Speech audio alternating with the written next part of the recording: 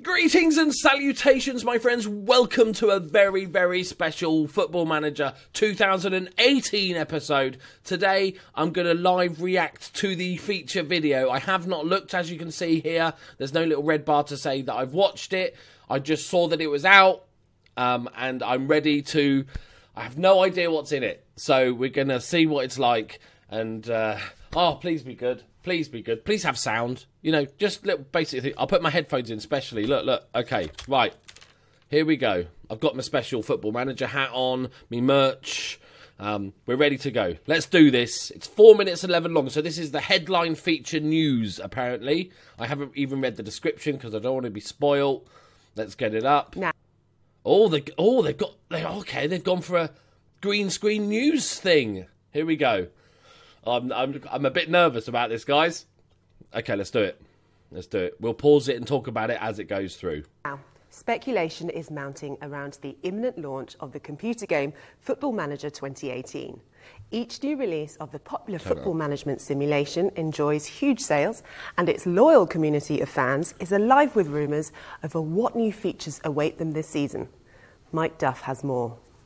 With a little over 6 weeks to go before the release of Sports Interactive's Football Manager 2018, the rumour mill in the FM community across the internet is reaching its annual fever pitch. Jack Peachman is an artist at Sports Interactive's sister studio, Creative Assembly. So with the match engine, it's such an important element of Football Manager. And in Football Manager 2018, I'm hearing big overhauls will be coming to the AI, new tactical options for managers to use, as well as some new player roles. What about match presentation? Well, with the match engine itself, I've heard of a new graphics engine in the works. Maybe this is the year. Yes, new motion capture animation perhaps making its way in as well. And on top of that, I know for a fact the Creative Assembly artists have been working on some other unannounced changes that we hopefully will see in the not-so-distant future. Curtis Morton, better known as the Gamer Can, is a popular football YouTuber. I hope I don't get in trouble for this, but I've spent quite a bit of time at SI headquarters the last couple of weeks, and I keep hearing the word dynamics. Now, I'm not exactly sure what that means, but I get the impression.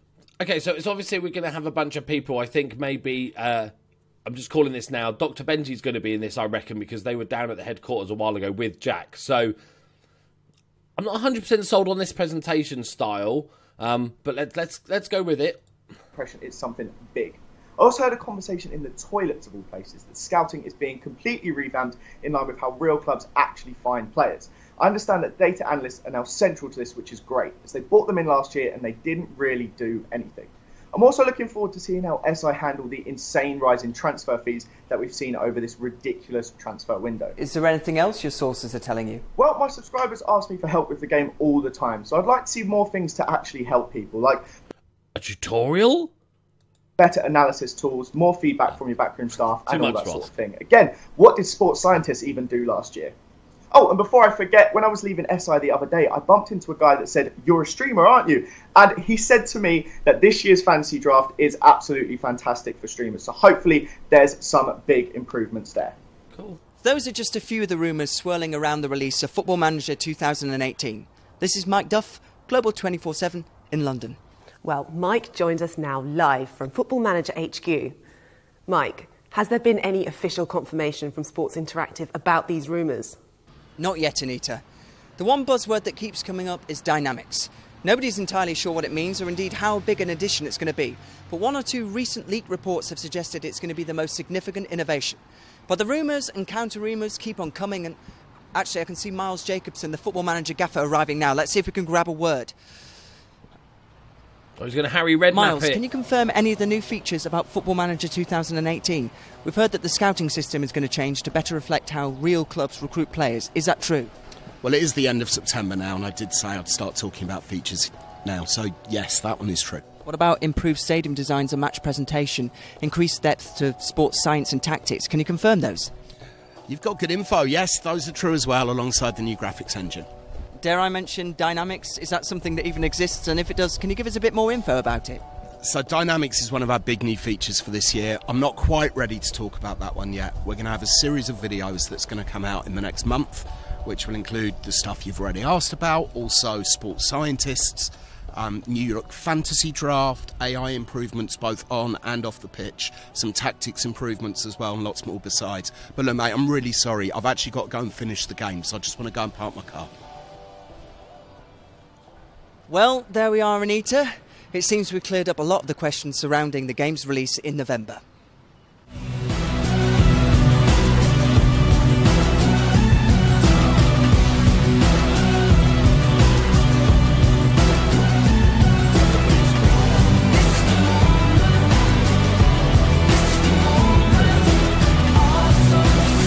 Okay, well, good signs, I think, overall. I like the way this, they tried something a bit different with the whole sort of release. I kind of would have just preferred sort of this is what's going on. But let's have a look at some of the screens that have come up on this end. It seems we've cleared up a lot of the questions surrounding the game's release in November. He looks constantly surprised, that guy, doesn't he? So this is the new 3D match engine. Nobody's expecting FIFA and stuff, so it's more important that it's smooth. It's got tons of animations, so it all makes sense and stuff like that. The crowd already looks better. I'm liking the fact that the stadium has been the stadium stuff is going to be fixed as well, because Anfield has corners. So I'm hoping that's good. The crowd looks a little bit better. We're going to need a lot more look at the match engine before we can sort of judge it. Let's have a look at. There was not a corner there, but that could be just... Is that... Wait, stop, game. Stop. Right, let's have a look at this screen. Dynamics. Okay, all of the team leaders are well established within the squad. They have been with the group a long time. Oh, okay, so is this like sort of... So you've got team leaders because, yeah, I see, highly influential players and other players. So... one of the team leaders is approaching the end of his career, should retire soon.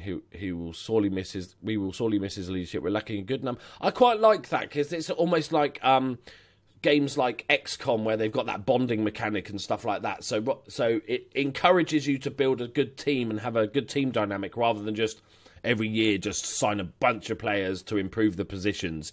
It gives it. I quite like that because it gives it more of a bit more role playing element, a little bit more real lifeness to it. That looks interesting. Obviously we need to see a ton more of it, but good stuff. And then we've got we've got the little cliques and stuff and the social groups and everything, so the guys that hang out together. I really like this, actually. I think it's a good way of mimicking real life a bit more, because this is what happens. This group is made up of players who are generally spirited and who have been at the club for a similar length of time, and then you've got a secondary group, mostly Greek. So you get cliques based on length of time at the club, their personality attributes, where they're from, etc., etc. These players don't currently fit into any particular social group. This may be because they're new signings or simply that they aren't getting on gelling with the rest of the team. So ideally you want everybody probably in the same social group, but at least in a couple of groups. The core group are showing signs of discontent, and consequently the players within it could become very vocal about any issues they currently have. So maybe you're struggling a little bit in this game, and that's why they're coming. I like this. I really like this. I think that's a nice little addition. So here we are on the tactics screen. So okay, it's like hard sometimes to tell how much of this is just they've made it look different, but it's the same, and how much is actually there. I'm not seeing any new, because they said there was new roles potentially and stuff like this.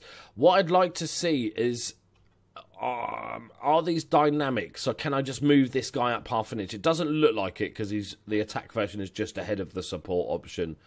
The layout is fine. I like it. I'm not sure what these areas are with these darker red patches. That like gaps in the field. So this is areas of the field that we're covering. So you can say, there's a bit of a disconnect between this striker, because obviously he's an advanced forward. This is a central midfielder on defend. So there's going to be a bit of a gap here. There's also a little bit of a gap here. But I like that. It makes it nice, sort of clearer from the start. The structured familiarity, intensity. We're all sort of relatively normal. Recent match analysis. Positives, regained possession. Negatives, lost possession. Okay. Opposition long shots. Okay, touches to goal ratio. I like that. I was never... I think the tactics needs a bit more in-depth in this, and I quite like these sort of heat map type stuff. And the layout's fine. I never had a problem with the previous layout, but this is fine. Then we've got here... so the sports science and the data analyst positions from last year was a weird one, because everyone went, oh, cool, they're introducing data analysts. And then it was like, well, they don't do anything. Maybe it was a feature that they planned. I think it's more likely... It would be weird that that's what they decided to do. Let's put data analysts in the game. We won't give them a job or anything, or make them do anything. But I feel like maybe this was something they tried to get in last year, but it wasn't quite ready. So they had part of it in the fact that the sports scientists and data analysts and all this sort of stuff works, but not anything for them to do. So that makes more sense now as to why they had them last year. I think maybe this was a feature that got pushed back to this year. So we've got the head of sports sciences. So we have seen an 8% decrease in injuries so far this season compared to what we would expect on average. The positive statistic is reinforced by our position of 10th of the injury table. We should continue to monitor. And then this is the sort of standard injury assessment, but it's got a little bit more information to it, which is fantastic. Match load on light, training load, injury susceptibility, unfit due to recent injuries. Yeah, so he's got, because his condition's a bit bad and his sharpness is a bit down. Body status. Okay. There's nothing on there, so it might just be because they're actually both fit, as in they're not actually injured at the moment. Maybe that would show up as their injury location, just in case you need to know where a knee was or an ankle. And it's suggesting that they both have an increased injury risk, which is fair enough. And then you've got your injuries here. Recently returned from injury, 2 guys, and that's here. So you can probably click on these screens to look between them. Okay, fine. Then we've got the medical centre screen. Oh, this is good. This is much better. And you can compare the season, the injuries and stuff, see what's going on with the most injuries in the Premier League, fewest, so you can see where you are on the table. Most days missed in the last 12 months. That's quite a handy little screen to have. And then just basically a list of all your injuries, the severity of it. Very good. Sports Interactive. Very much like that. Yep. I'm with you on that. So scouting was the interesting one, because they said they've totally revamped the whole way scout. No mention of training, was there, guys? The scouting, I think, it definitely needed work. Obviously, it's going to be hard to tell from just a screenshot, but you can see scouting responsibility is the manager, assignments 3 active, recruitment. So you can have teams. Okay, scouting and the budget. Okay, I wonder if that's settable budget. That'd be quite good. So this is your scouting inbox. Okay, so 17 recommendations remaining. So if they separated this out from the main inbox, which would be fantastic. So you can just basically scroll through current ability, potential ability, estimated cost, all that standard stuff. You can get analyst report. You can keep scouting, add shortlist, make off, and all the usual stuff. Currently operating on a level, he has potential to be a sky better. Is this a score out of 100 potentially? Interesting. A knowledge level there, so you can see how well. Yeah, really liking this. Very good and nice scouting knowledge. Nice, easier to see and understand scouting knowledge map of the world. Yeah, I'm liking this very much. I like that. So this is the scouting centre, and then you've got all the various different stuff. But it looks like you can just scroll through all your scouts reports here. Liking that a lot, very much. This package. The package owned determine the amount of players available to search through, as well as the increased knowledge level and player role visibility of players covered. Your package covers players aged 21 and under. So is this... Okay. Interesting. So it looks like you can, rather than setting very specific assignments, like go look for Europe, it looks like you have these sort of packages set up where you can then have a scouting team, and then you set the budget for that scouting team to go out and do it. I really like that. That is a nice fix. And then also you've got your youth packages or assignments. Very good. Yes, loving the scouting. Then you've got a transfer centre.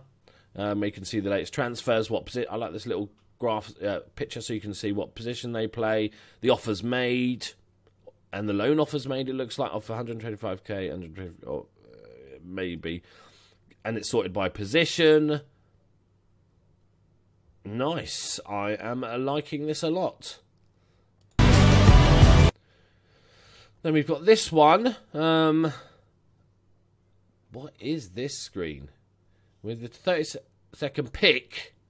Oh, this is a new draft. Because with the 30-second overall pick, Biggins FC, pick 26-year-old taken by Christian, and the player drafted because people do the millions budget. Is this a... Yeah. Oh, this is the... online, because I never really used it last year. So this is the draft system that they implemented. Was it last year or a year before? So you can play with your mates and stuff like that. So I got all excited because I thought it might be a decent MLS draft. But so yeah, this looks like fine. You guys know more than me that have played drafts. It doesn't really interest me that much. I might give it a bit more of a go now. I like the fact you can, these little position pictures are really, really nice, and you can. I think you can add to the shortlist or just add straight to your squad, so you can build up in advance. That's all good for those that like that stuff. And then you've got the attribute cards. Nice. A nice, quick, easy way to see the players. Okay. Well, there we go. My overall thoughts. I'm going to totally hold judgment on the 3D match engine because, you know, one little glimpse of a work in progress or engine, etc. It's not really enough to judge anything. So, but that's good, and especially with the stadiums and stuff, because the stadiums were pretty awful this year. Especially this year, it seemed to just not have corners anymore, which just seemed weird. So that's really, really nice. I'm loving the scouting setup. That looks really, really good. That looks really interesting. And the fitness centre, and we got the sports scientist and the data analyst seems to be having a job now, which is nice. The dynamic stuff looks really, really good fun, especially for like if you enjoy the sort of storytelling aspect of playing YouTube. You don't just like buy the best Brazilian wonder kid every year and that's how you play the game. If you get a bit more involved in your players and stuff like that, you can weave a few fun storylines. That'd be really good for YouTube, I think, as well. But no mention of training, which is a shame. We can cross our fingers. But everything else, I'm pretty excited about. Let me know your thoughts in the comments below. Also, if there's anything I've missed, just mention it in the comments. That'd be fantastic. But overall, if I had to give this a generic score, I'd give it an 8. I think an 8. I think the scouting system being improved is fantastic. Uses for the new backroom staff, great. Tactics looks like it's had a little bit of a change to it. The dynamic stuff looks really interesting. Very well done, everybody at Sports Interactive. Looks like you've worked your balls off this year, so really, really good. Can't wait to play it. Of course, on the channel, there's going to be a ton of Football Manager content. We're going to have streams. We're going to have the Journeyman worldwide save that we did in FM17, but worldwide. We're going to do experiments and guides and all that sort of stuff. So make sure you're subscribed if you enjoy that sort of stuff. And I'll see you in the next video. Bye-bye.